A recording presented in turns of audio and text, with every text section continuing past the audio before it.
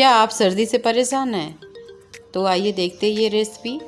तुलसी, अदरक, अजवाइन, काली मिर्च 2-3, 3 इलायची और दालचीनी, सारी चीज़ों को अच्छे से हम कूट लेंगे।